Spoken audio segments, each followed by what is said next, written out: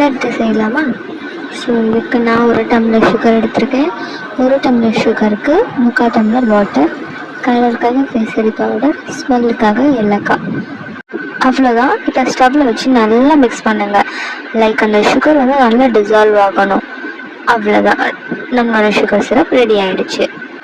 So next லட்டுக்கான mixer பண்ணலாம். இதுக்கு தேவையான அளவு கடலை மாவு எடுத்துக்கோங்க, ஒரு பிஞ்ச் சால்ட், ஸோ கலருக்காக கேசரி பவுடர், அளவு தண்ணி மிக்ஸ் பண்ணிக்கோங்க.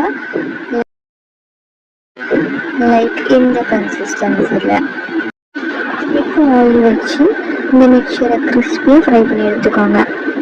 ஃப்ரை பண்ணி எடுத்த மிக்சரை க்ரன்ச் பண்ணி மிக்சியில் போட்டு பல்ஸ் மோடில் ஆன் பண்ணி ஆஃப் பண்ணிக்கோங்க. இந்த மிக்சரை சுகர் சிரப்பில் ஆட் பண்ணி நல்லா மிக்ஸ் பண்ணுங்கள்.